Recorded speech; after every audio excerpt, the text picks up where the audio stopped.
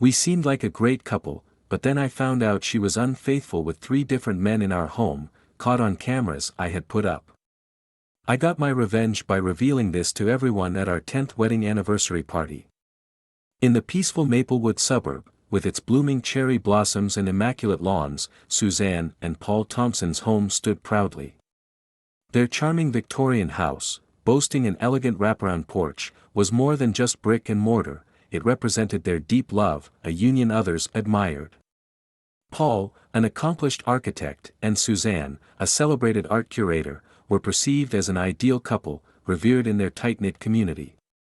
Their romance was a favorite tale at social gatherings, a journey from college sweethearts to devoted life partners, seemingly strengthening with each year. Paul's steady nature perfectly balanced Suzanne's exuberance, and her creative flair added a unique charm to his orderly life. Together, they were a perfect mix of ardor and consistency. As they neared their 10th wedding anniversary, the Thompsons were the talk of the town. Their unwavering bond was exemplary, with friends and family often seeking their counsel on love and relationships. Their home was a haven of joy and hospitality, hosting both lavish and informal gatherings with grace. Yet, beneath this ideal exterior, a different story was unraveling, one unknown to Paul. It started subtly: Suzanne's late nights at work, unplanned business trips, a new set of friends she kept separate from Paul. He interpreted these as normal fluctuations in marriage, never doubting her love or loyalty. Then, a day came that turned Paul's world upside down. Planning to surprise Suzanne for their anniversary, he installed an advanced security system with hidden cameras in their home, a token of his love and care for their shared space. What these cameras recorded, however, was far from the loving gestures he anticipated. The footage shockingly exposed a side of Suzanne he had never seen. In their home, where they had crafted a decade of memories, Suzanne was unfaithful, not with just one, but 3 different men, each incident more heartbreaking than the last. Paul discovered this heart-wrenching truth alone in his study one evening. This room, once his refuge for architectural creativity, now felt like a prison. The images on his screen cut through his heart, shattering his trust and love. The partner he had adored and trusted without question had fragmented their life together. Disbelief and denial quickly turned to profound pain, engulfing him completely. The woman he loved had destroyed the world they built together. Paul sat, immobilized, watching the romance he cherished crumble before him. Memories of their life together with Suzanne, the laughter, shared aspirations, intimate moments, now seemed like a meticulously crafted deception. In the quiet of the night, only the screen's glow lit up his tear-soaked face, as his once perfect existence shattered around him. This discovery signaled the end of an era for Paul and the start of a dark path, driven by betrayal and a thirst for vengeance. As dawn broke, bringing light to a new day, he sat still, a man changed by a truth beyond his wildest thoughts. The morning sun bathed Maplewood in a golden hue, casting its light on the Thompson residence. Inside, the silence was broken only by the distant ticking of the grandfather clock. In his study, Paul remained motionless, his eyes red and empty. Photos of him and Suzanne, once treasured, now taunted him as remnants of an illusory life. Hour after hour, Paul watched the damning footage repeatedly, each viewing cutting deeper into his heart. The Suzanne on the screen was unrecognizable to him. Her laughter, her touch, her tender words to those men felt foreign yet agonizingly familiar. It was an uncanny contrast between the Suzanne he knew and loved and the deceptive figure he now faced. Plagued by unanswerable questions, Paul's mind raced. How long had this been happening? Why did she do it? Were there others? The trust and love that once formed their marriage's bedrock were now replaced by a gaping void of betrayal and pain. As the weight of Suzanne's unfaithfulness sank in, Paul's grief turned to rage. He pondered the deceitful tales she must have spun, the fabricated excuses to conceal her infidelities right under his nose. With time, his heart, once brimming with love, was now filled with a seething need for retribution. Amidst this turmoil, Paul recalled their upcoming 10th wedding anniversary party, planned as a grand celebration of their union. The irony of the situation was not lost on him. This event, meant to be a testament to their joyous relationship, now posed a chance for him to expose Suzanne's treachery to everyone.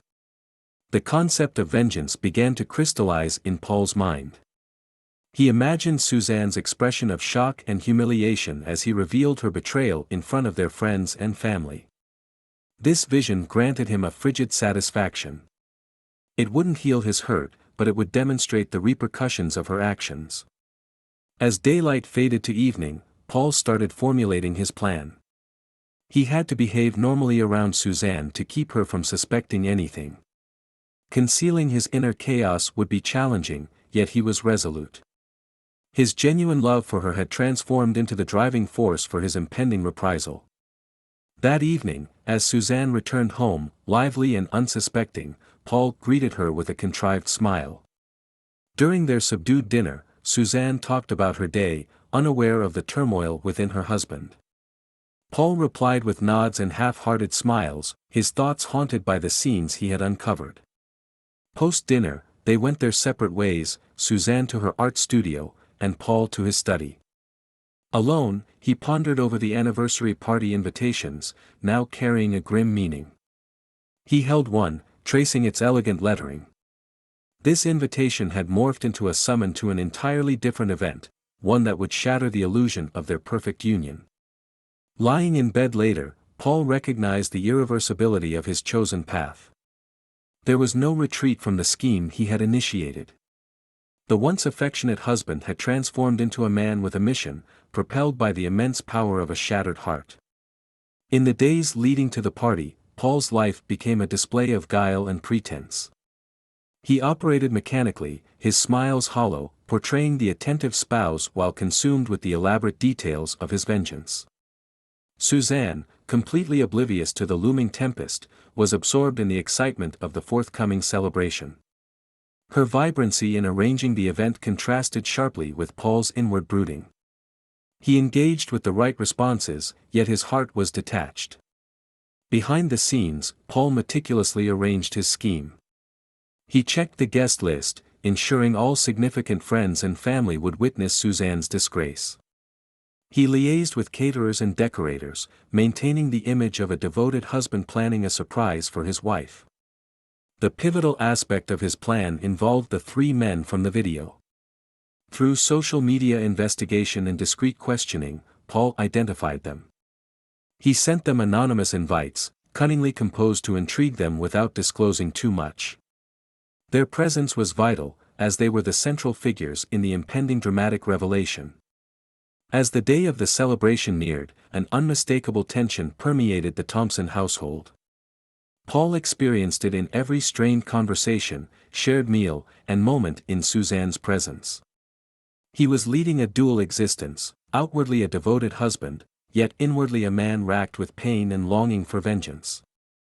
During the preparations, flashes of their past joyous times together would unexpectedly come to mind. Shared laughter in the living room and now set up for the event, affectionate moments in the kitchen where trivialities were now discussed, deep talks in the bedroom that felt more like a conflict zone. These recollections served as painful reminders of what was lost, strengthening Paul's determination. The evening before the event, as Paul lay beside Suzanne, his mind was a whirlpool of emotions. Anger and hurt were predominant, but also a deep sorrow. He grieved the end of the love they once shared, the dreams they had nurtured together. But there was no room for regret. He was committed to the path he had chosen. The morning of the party dawned bright and clear. The Thompson home buzzed with activity as caterers, decorators, and staff scurried about, preparing for the night. Suzanne was aglow with excitement, completely unaware of Paul's somber mood. As the guests started arriving, Paul put on his facade of normalcy. He welcomed friends with a friendly smile, engaged in small talk, and assumed the role of the perfect host. But inside, his heart was icy, his determination unyielding. That night, the facade of their ideal marriage would be dismantled for all to see. The scene was ready, the players in position, and as the evening unfolded, Paul geared up to end the pretense his marriage had become. The time had come for the final revelation, a moment that would alter everything.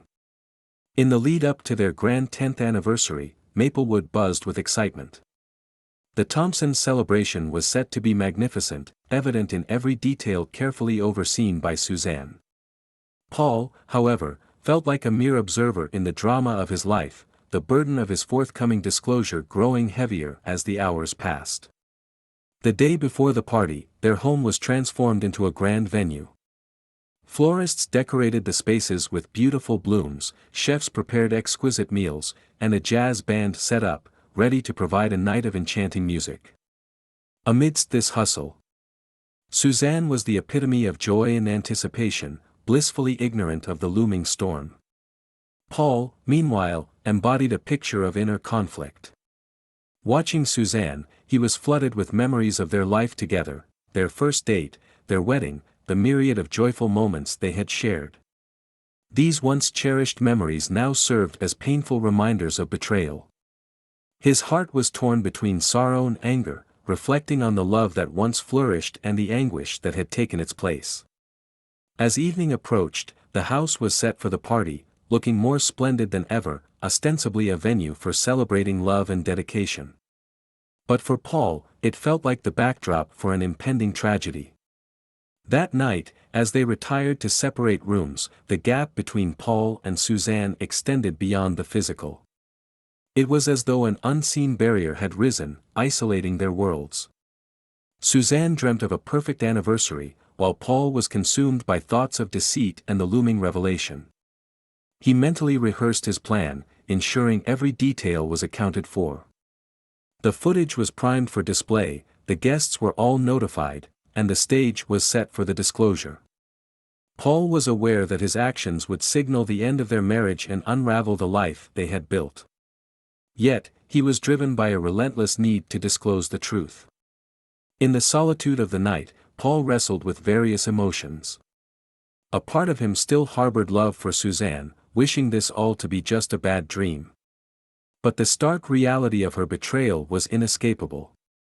The pain she had inflicted was too profound, the hurt too raw. As dawn ushered in the day of the party, Paul awoke from a restless night. The house lay tranquil in the soft morning glow, oblivious to the dramatic events about to unfold. Dressing quietly, each action brought him closer to the inevitable confrontation. The day passed swiftly, with guests arriving in the evening, dressed elegantly, ready to celebrate the Thompsons' decade together. They were welcomed by the seemingly happy couple, unaware of the underlying strain. As the evening progressed, Paul's determination grew stronger. It was time to abandon the charade and expose the hidden truth behind the smiles and celebrations. The night was about to take an unforeseen turn, a revelation that would shatter the facade of a perfect union. The Thompsons' 10th anniversary was an event to behold. The house, glowing in warm light, was filled with the sound of guests, all oblivious to the tension simmering beneath. Suzanne, looking stunning, mingled effortlessly, her laughter echoing. Paul, maintaining the role of a courteous host, appeared calm but distant, his gaze often introspective. As the evening unfolded, the moment Paul had been preparing for inched closer. The atmosphere was charged with unspoken expectancy, though only he was aware of the brewing tempest. The jazz band's melodies created a deceptive ambience of joy and festivity. Finally, the moment for speeches arrived. The guests, with glasses in hand, gathered around as Paul took center stage.